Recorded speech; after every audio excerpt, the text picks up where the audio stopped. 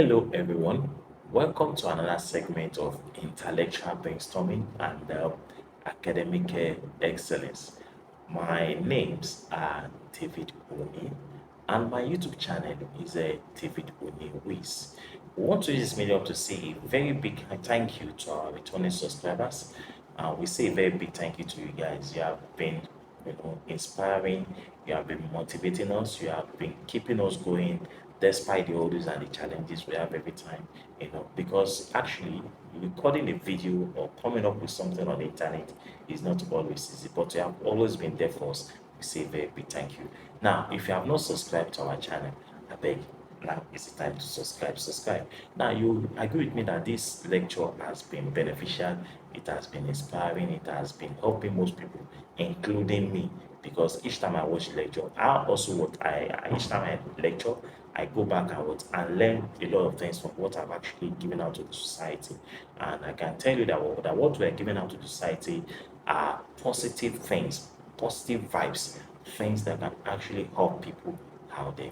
Now, let's go into our topic for today. Let's look at something dynamic, something different, something interesting, something positive. And today we're going to be talking about how to manage your money like the minority. How to manage your money like the minority. Now, who are the minorities in the society? Now, if you're talking about the minority in the society, you are talking about, a group of people in small numbers in the society. And these people in the society, they constitute what? Just a little fragment of the people in the society. Like in the world now, in the record that was brought up in 2023, based on what the richest people in the world, we have about 3,112 billionaires in the world. You can imagine the world that has about 7 billion people, and you have 3,112 billionaires in the world. That is ridiculous. That constitutes what? The minority. Now, are you in the minority or in the majority? Now, that's another question that we are going to answer another day. Now, we're going to look at this topic now. So let us quickly dive into what we're talking about now. Now, to some people, you know, success is measured by choosing a particular profession. They will tell you that if you want to be successful in life, then the kind of profession you actually choose will determine whether you're going to be successful or not. So if you're a doctor, you'll be successful. If you're a banker, you'll be successful. If you are a pilot, you'll be successful. If you are this, you'll be successful. Fine. It's yes. That is right. Then also, you should also know that when you talk about success, there are different types of success. It can be financial success, it can be physical success, it can be emotional success, it can be, career success, it can be any kind of success. But what we're talking about now, we're referring to what as a financial success. We are talking about financial success. So the kind of profession you choose does not is not an indicator for success, because we have a lot of people that are in these scintillating, interesting, professions that we've just mentioned. And today, most of them are still struggling. You understand? They are still struggling financially. So financial success is quite different. Being a particular profession is not a guarantee to financial success. It's not a guarantee. So to be financial successful, what we're talking about here is that you need what we call financial education. Financial education will open your horizon. It will teach you on how to use your money to be able to be financially successful. So, for you to determine what is success in the financial world, it will be determined by your level of financial education, because it will broaden your horizon and actually what open your mind to the intricacies and the secrets to success. You understand now? So majority of people follow the same pattern of a financial way of living. When I talk about the majority, of course, you know what I talk about, what I mean by that. Because we have the majority and we also have what we call the minority. So, do you belong to the majority or the minority? So, the majority, they follow the same pattern of what of spending money. Pattern of what of spending money. Now, anytime for the majority, anytime they get paid, they spend the money, and just a few of them we save part of the money. So whenever they get paid, they spend the money and save some part of the money. But at the end of the day, it's called that in most cases, because of the economic situation and some other factors combined, a lot of them do not even have savings in their banks. In fact, an average man in Nigeria now cannot even boast of maybe 5,000 naira in his bank account. You understand now? So they don't have leftover. So unfortunately, a lot of people do not save their money. There is nothing to save at the end of the day, because once they get the money, they spend the money. Nothing like savings, nothing like a investment. That is the pattern which the majority lives in. But let's talk about the minority now. Now, for the minority, whenever they get paid, they save some part of the money, and they also invest some part of the money before they start spending the money. Look at that, what I just said now. They Whenever they get paid at the end of the month, or whenever they do a business and they get paid, they will first save part of the money, invest part of the money. Then the remaining one is what they will now start spending. Can you see the difference there? For the majority, once you get the money, you start spending, and you are left with little or nothing to save to get it now. But for the minority, once they get paid, they what? They save the money. That is number one thing they always do. They save the money for emergency. Then number two, they will also do what I call the invest part of the money. Then they now spend the remaining part of the money. Sometimes some of them do it in this way: 75%, 15%, and then 10%. 75% for spending, 15% for investment, and 10% for spending. And this is the pattern or the way most of the minorities they spend their money. So the minorities don't spend everything off. So financial education provides the resources and the knowledge to be successful. So you need financial education. Forget about what you've been taught in university. A lot of us have gone to university. For example, I read political science in my school, and a lot of us went to school to read banking and finance, business administration. But look at where we find ourselves today. So financial education is very, very important. So if you have gone to school, it's quite different from what you learn outside the school. Financial education is what is very much different, because it will prepare you and teach you how to use your money to be able to be financially successful. So the minorities are the ones that are financially educated. You know, they know how to manage their money. They save their money first, invest, and spend the remaining part of of the money. They build what I call the wealth. So this is the time for you also to build for the future. Money is a tool, and how do you use that money? A lot of us, we have this money, but how do we use this money at the end of the day? Now, when you get this money, at the end of the day, you are paid every month. How do you manage this money? I'll quickly give some, points which I believe will be helpful to every one of us. What do you do when you get paid at the end of the month? At the end of the month, or when you get paid for what? For the services you have rendered, on how to manage your money, like the minority. Number one is that what you need to track it. You need to track your money. A lot of people say, David Oni, what are you saying? How do I track my money? Is it possible? Is it a ruler, or I have to put camera to be tracking it? No, you can track your money. And now, what do you mean by tracking your money? Tracking your money means, how are you spending your money? You need to know where your money is going every time. Each time you collect that money, or each time that money hits your bank account, how do you spend that money? Where does that money go? You can track that money. Now, when you track your money, you optimize your money. Do you understand now? You optimize your money. You need to learn, where do I spend the money? When I get this money, how do I spend it? How do I save? How do I what? How do I invest? What are the things I'm buying? Am I overspending the money, or am I following the budget, or I'm not getting the budget right at the end of the month? So sometimes most people will create a budget on how this money should be spent. I can guarantee you that by the time you start tracking your money, and you know where your money is actually going to, this will put in the best position on how to actually manage your money. Now, another thing is that what you need to do is that you need to stop bleeding your money. Bleeding your money. Now, what do I mean by bleeding your money?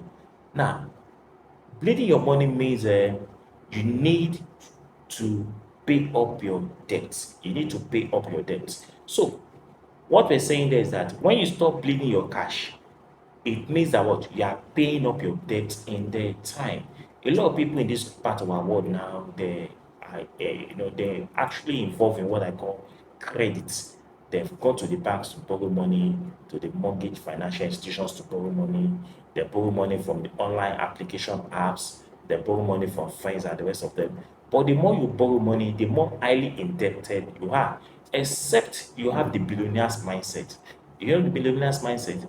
Billionaires don't, they borrow money, of course. They don't use their money to do business. They rather would go to the banks and negotiate for a lower interest and use that money to invest. So if you actually are going to borrow money from banks, it must be for a positive what reason. It must be for what? Something that will create value, but not something that will make it to be indebted. So a lot of people have gone to the banks, in the majority, where they are actually owing money for a long period of time, like 1 year, 2 years, 3 years, 4 years, 5 years, 6 years, 9 years, and even 10 years. You understand now? And this is actually affecting them. Then you need to have what I call building a financial shield. You need to have what I call building a financial shield. So, what do I mean by building a financial shield? You need to cover your money. You need money to cover some expenses. Let me use that word.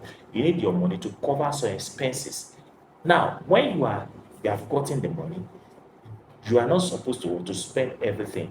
You are supposed to keep something aside for savings. Now, it is that part of the savings that you now use to cover for your what? For your emergencies. So that is what I mean by building financial shield for your money. That is setting aside some part of your money to what? To cover some what? So expenses over a period of time. Some people save some money to cover them for 3 months, 5 months, 6 months, even up to a year. For example, maybe in the process of doing that, somebody loses his job. You need to have something that you can fall back on, that can sustain you before you can get another job. That's what I mean by building what we call financial shield. Now, another thing is that number four is that you must put your money to work. Now, your money should not be sleeping. Your money should not be idle. Your money should not be docile. Your money should not be passive. Your money should be working for you. And how do you do that? You can make your money to work for you by paying down your debt. You can make your money to work for you when you engage in what? In financial education on how to invest your money. Then you can make your money to work for you when you buy assets like stocks and what and real estate. So put your money to work for you. Now, your money should not be creating dust in the banks because when you put that money in the banks are going to use your money for investment. They are going to use your money to want to gain more profit from people that are borrowing money from them from outside. So instead of you to want to give the money to the bank, put your money in what in investment portfolio that will be generating what passive income for you or creating what I call multiple streams of income. Now, another thing is that you need to put your money on fire. Put fuel on the fire. Put fuel on the fire. A lot of people will say, what do I mean by putting fuel on the fire? You must know how to manage your money. That's what we're saying there. You must know how to manage your money. You have to build what I call a financial foundation for your money. You must know how to use your money and how to put that money into work. You can do that by creating multiple streams of income for your money. So money should be working for you and not you working for your money. That's what we're talking about there. And not you working for your money. So you must learn the principle of what of turning money into a compound. You need to learn how to turn the money into something that is big enough through what I call a investment. So investment creates what we call multiple streams of income. So majority of people do not know how to invest their money. They end up bleeding the money and being broke or bankrupt. So you shouldn't belong to the category of the majority, but you should belong to the category of the minority. So the minority usually multiply their money through what we call compound means. So when you invest your money, in passive stocks, in passive stocks or active what stocks, you are actually creating what we call a compound interest, because the more you put that money into that business or into that stocks or investment portfolio, you are going to what to be getting higher returns on a regular basis. So the what when we talk about creating, using your money to create what we call compound interest, it means that your money will begin to multiply for you. So the minority or the majority invest their money to double it. You understand? They grow their investment over the years. They also invest aggressively over the years. That is for the minority. Compound interest are what are the eight wonders of the world. Let me use that word.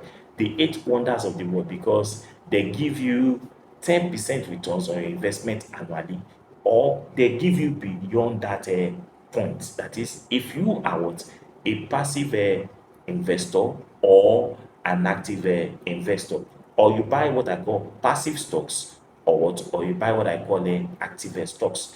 If I buy a passive stock, it means what that I buy stocks indirectly, like buying money market funds like ALA or Euro bonds or the rest of them, or buying S&P funds or Nasdaq or Dow Jones. You understand now? That's what we mean by that. But if I say I buy active stocks, it means what I am directly involved in what in the stocks. Do you get it now? That means that I am the one, I buy individual stocks. Or if I say passive stocks, it means what I buy group of stocks. You get it now? Like S&P 500, like Nasdaq, like Dow Jones and the rest of them. Do you get it now? But if you say you are an active stockholder, it means that what you are actively involved. You buy stock one after the other. Do you understand now? So if you are a passive stock in holder, somebody is what is dealing on your behalf, and you are getting a return per annum, which is something about 10% or more. But if you're an active stockholder, your risk is higher, and your return at the end of the day might also be what be higher. But the difference there is that what that you are buying stocks individually from the companies, like maybe from Vanguard or from Microsoft or from Alibaba or Facebook. You get it now. So that's it. So compound interests are actually the eight wonders of the world, and they yield what we call 10% on annual basis. So that is it. Now, this point is very critical and very, very important. To manifest wealth, hmm, you don't need to stay idle and expect wealth to come to you. Do you get it now? Very, very important. For you to be able to manifest wealth, you should not wait for money to come to you. Do you get it now? Some people will say, man, I've prayed today, money should come to me. But you have to work for money to come to you. Do you get it now? So for you to be able to manifest wealth or to be wealthy, you need to what? To take action. You understand now? So to manifest wealth, you need the practical side and the emotional side of what? Of wealth creation. Emotional side and the practical side of what? Of wealth creation. I will explain what I mean by that. So if you take good financial action, it will lead to what we call good financial outcome.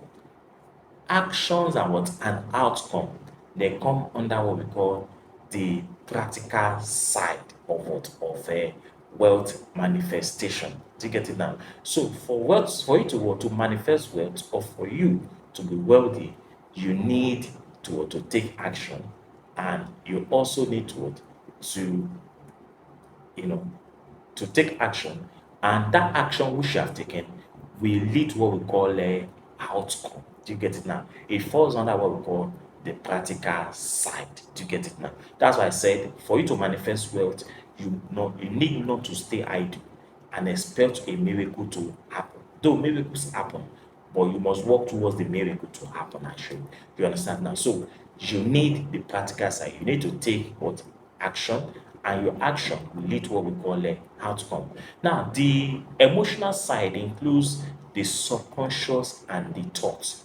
The subconscious and what and the thoughts. Now, for you to be able to create wealth, You need the subconscious and what and this and the thoughts. Now the two of them, I'll just categorize them as saying that you must have what we call a mindset. Now, for you to be able to manifest wealth, your mindset is very, very critical. So your thought plays a part on the action you take, and your sub action plays a part or plays an impact on your thoughts. You understand now? So to manifest wealth, you must look into the subconscious thought, the action, the outcome, and holistically. So you must look into what? Into your action, your outcome, your subconscious, and what? And your thought holistically for you to be able to manifest wealth. In other words, what we're saying there is that you must have a positive mindset. For example, I say I want to be rich, I want to manifest wealth. I must have a positive mindset that this thing I want to have it. But most people, when they say they want to manifest wealth or they want to become rich, you see that some of them they have a deep thought inside there that can I even make it? I don't think I can make it. That is the subconscious level. So at the subconscious level, that thing, that dream, that idea has been killed already. By the time it manifests into what? Into the thought, the the idea has already died a natural death. So your mindset should be what? A positive mindset. So all success starts with what? With the mindset. You must believe that you can be successful. You can be successful when you change the way you think. When you change what you think. Do you get it now? So you need to change your subconscious and your thought to manifest what? Wealth. So that means that what? That your subconscious and your thought must be what? A positive one to manifest what we call wealth. You understand now? So you need to change the way you think and see things. You understand now? So your subconscious and your thought must be a positive one because your subconscious and your thought will manifest into what? Into a mindset. So your action which you have taken will lead to what? To an outcome. So for you to be able to manifest what wealth, you must take what action towards it. You understand now? So when you take action towards it, that is when your wealth can now manifest into what? Into a reality. So balance your what? Your emotions and your practical side of what of based on what on the aspect of what of money. So what I'm saying there is that your emotions must be balanced with your practical manifestation of what of wealth. That is, your actions and outcome, your subconscious and your thought must be well balanced for you to be able to manifest the wealth. So if you want to be rich, if you want to exhibit wealth, if you want to live a prosperous life, if you want to be a millionaire or you want to become a billionaire, then there is a need for you to change your mindset, your outcome, your subconscious, your outcome, and your thought. They must all be balanced. So you must balance your emotions and also balance what the practical aspect of your manifestation of money. So you must remove the negative thoughts and the thinking. You understand now? On this note, I'm going to end my lecture on how to manage your your mind to exhibit the trait of the minority. Now, when you're talking about the minority, we now understand who are the minorities and who are the majorities in the society. Do you actually belong to the minority or you belong to the majority? I will choose belonging to the minority because that is where the weight actually lies. So for those of you that have not subscribed, now you see that you need to subscribe to our channel. Then apart from that, don't forget to share videos to the numerous people that actually look these videos outside. And for our returning subscribers, we say a very big thank you to you guys. Till see you next time. God bless you all and bye bye. Thank you so much. Bye.